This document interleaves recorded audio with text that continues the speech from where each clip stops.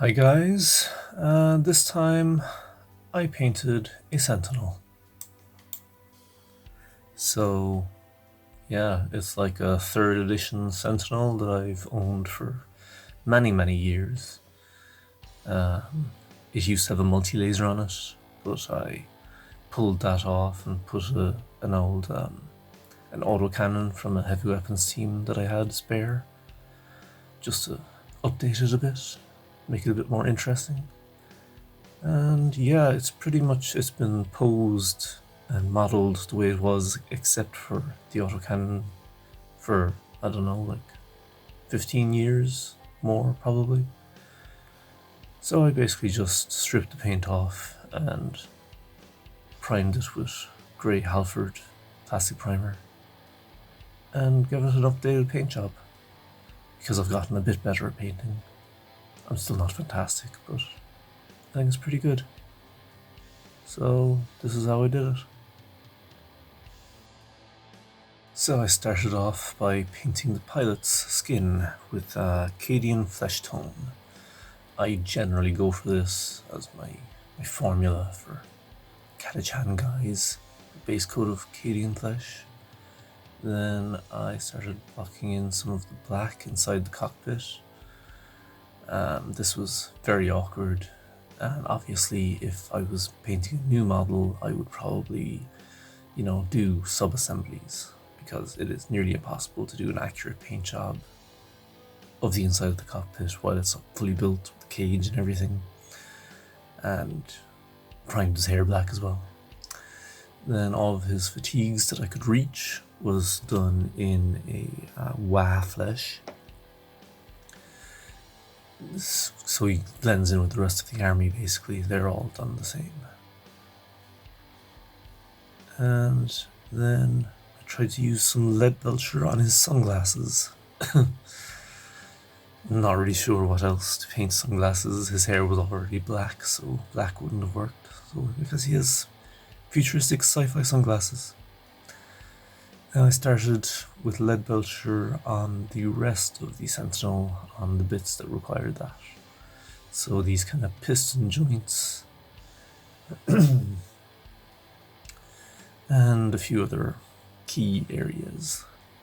The smokestacks as well got it, and parts of the gun, and the kind of engine block in the back, or whatever it is. I'm not even sure what it's meant to be.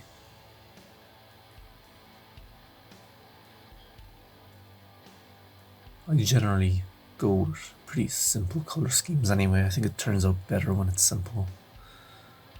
And almost all the paints that I use are Citadel.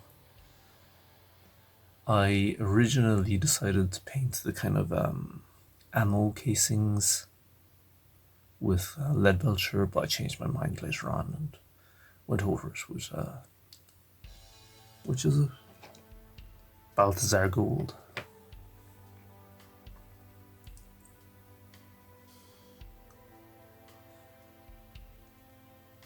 So this is the first big vehicle I've done, aside from the Baneblade, which I didn't really end up happy with. I did end up happy with this, so I'm counting this as my army's first vehicle.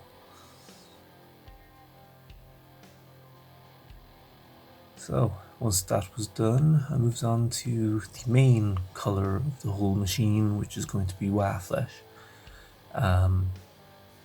I briefly considered making it a different colour to the pilot's fatigues, but no, I think I'm just going to go with Waffle for the whole army, really. It's going to be the main colour. Unify everything, basically. So yeah, I pretty much just painted this on almost every other area of the Sentinel.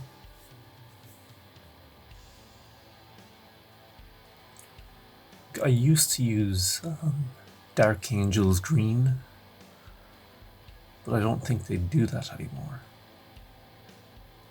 But this is kind of similar anyway, so it doesn't really make any difference.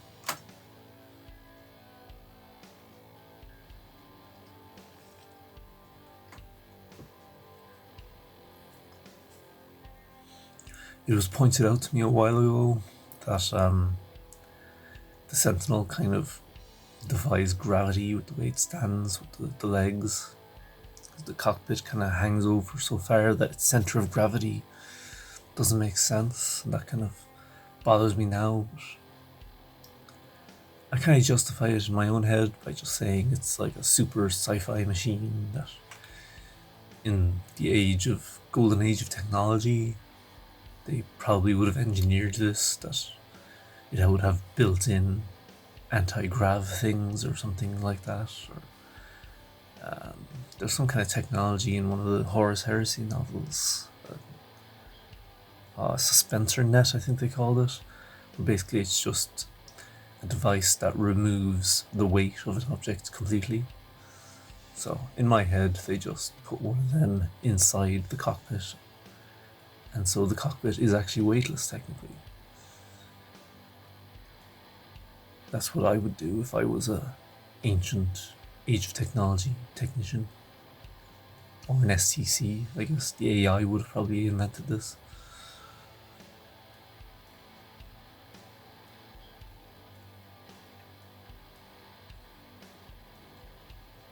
So yeah, just filling in all the gaps and making sure I didn't miss any spots, even though after doing this I will have found I've missed spots. That's just the name of the game.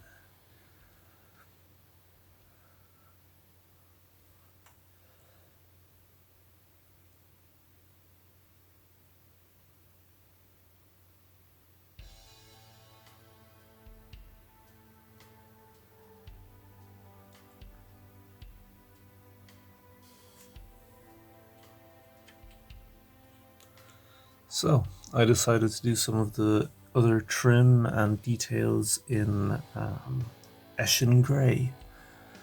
My normal grey is Mechanicus standard, but I decided to go for Eshin because I wanted it a bit darker.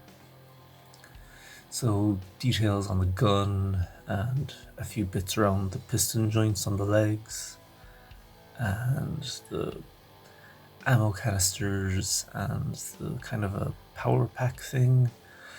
I wasn't too sure about that part. They seem to have it on most of the Sentinels, but it seems to be a power pack for the multi-laser or las cannon more so than anything else.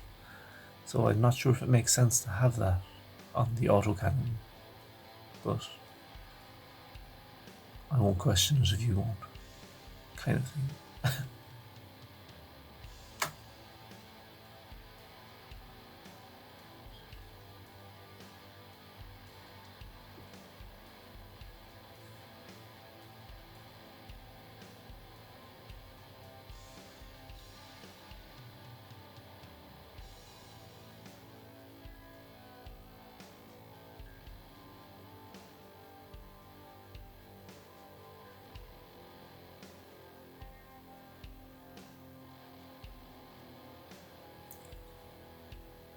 Oh, and a few details in the cockpit I decided to paint up with this grey as well, just to break it up a bit and not have it all black. And then these little, cross type things or bolts, whatever, in the joints. And the cables on its, are they knees? Backwards knees, I don't know. And then moving on to Mornfang Brown. So these little bits of twigs that are glued on, supposedly camouflage, but I don't think it really makes sense to have them as camouflage. Then, what is it? Warboss green on the leaves. Just so it's a different green, I suppose. And then it's like a roll of camouflage. Yeah, I think all these little camouflage bits came with the original Catachan Scout kit. I'm not even really sure what it is, but it fit there, so I put it there. And we're gonna go around and clean up a few bits because I hit areas accidentally, as always happens, but especially happens when you're talking about, a model this awkward that's already built and you're trying to paint in around a cage. But yeah, just cleaning up some bits. I didn't manage to paint his legs at all because they're just too hard to get to, but I mean, you're not going to see them unless you really try.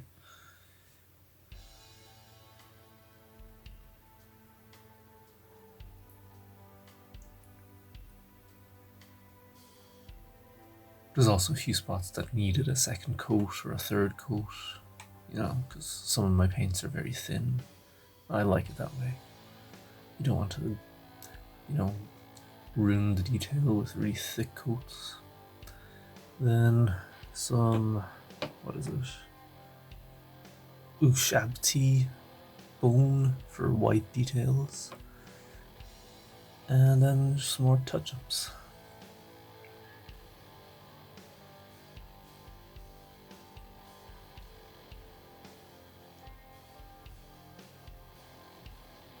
Apparently I just left the camera running for some reason. And then just touching up the lead belcher again.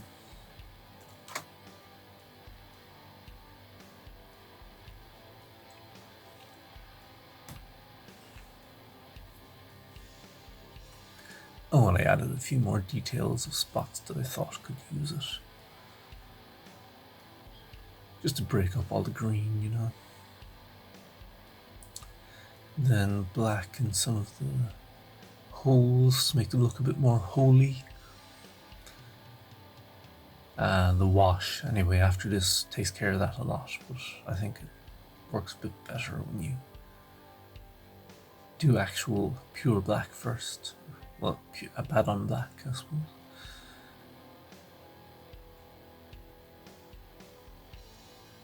Then I added these little tiger stripe type things to his camo, to his fatigues, because that's the kind of camo I have on the rest of the army. And this is what I was saying earlier, I used Balthazar gold to make the ammo hoppers, what you call it, bronze. Now, this is going to be the biggest mistake of my career. Wait for it, wait for it. Yeah, there you go. I thought it would never happen to me, but it did. I spilt half a bottle of null oil. Managed to save a little bit. So, it's not a total loss. I don't have to buy a new pot immediately to finish the project or anything, but, well, I didn't anyway, because I just used what was on the table to paint the rest of the model. But yeah. So we're just going to basically shade almost the entire model with this. Pretty sure it was a null, yeah, it was a null oil.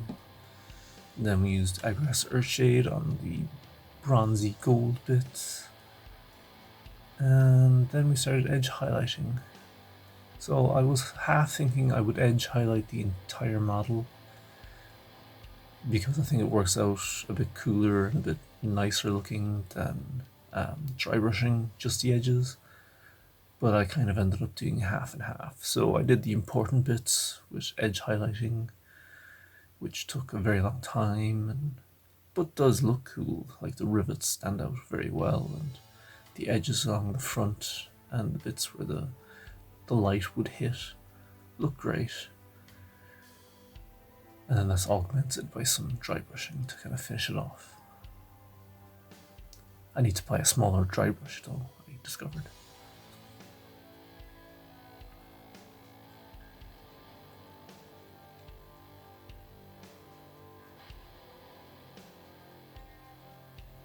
Yeah, I think this is really when the model starts looking its best. It's when the highlights go on. It kind of looks okay-ish, and then you do the wash, and then it just looks grimy. And then the highlights bring it back to a cool. Oh, I also dry brushed a bit of grey. That was Mechanicus grey, I'm pretty sure. Then we're highlighting the skin with Cadian Flesh Tone, and putting in white details with Ushabti bone. Ushabti. Really stupid name. And then the basing. So I base this the same way I do with the rest of my Catachan army. It's basically wall filler, spackle, and you just poke it around and it dries hard and looks a bit like mud. I also tried to dry brush the camo stuff a bit. It didn't quite work. I think I had too much paint on the brush, so I had to do a few layers, and then I ended up doing an extra wash of aggressor shade just to dull it down again. It actually looks kind of cool that way. And then fix up a few extra highlights and bits that I missed at the back. And then let it dry, and then blocked in the mud with Mornfang Brown. I also glued on some skulls off camera. They're Green Stuff World skulls, resin. They look pretty cool.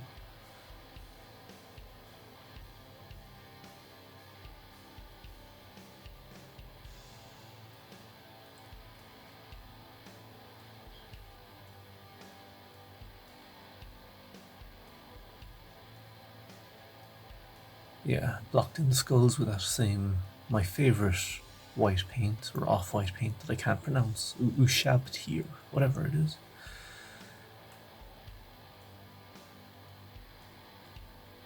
And then I used Vallejo black wash because it's cheap and I was doing a big area and I didn't want to use up more Nuln oil now that it's a, what do you call it, it's a scarce resource. Then once all of that was dry, I used PVA glue and water just to, it basically works as a sealant over the base, and also it works to glue on flock or static grass. And then the final step of any project, which is to apply an edge of black to the base. This took like 3 or 4 coats, but yeah, worked. Oh, I also forgot I had some tufts of grass. These are the Green Stuff World grass tufts again. They're supposed to have like a sticky backing, but it had unstuck itself, stopped being sticky, so use some glue. Not that that matters. So there you have it. One Imperial Guard Sentinel, or Astra Militarum Sentinel. It used to be an Imperial Guard Sentinel before the rebranding. Yeah. So there are rumors now that there's going to be new Catachan models or refresh. Just bigger rumors, like almost definitely there's going to be Vostroyan troops, is that how you pronounce it? So I might have to pick up some of them, but they don't really fit with the army. So I don't know. This is this week's or this month's project anyway. Check back next time for next week's or months or whatever. Thanks for watching.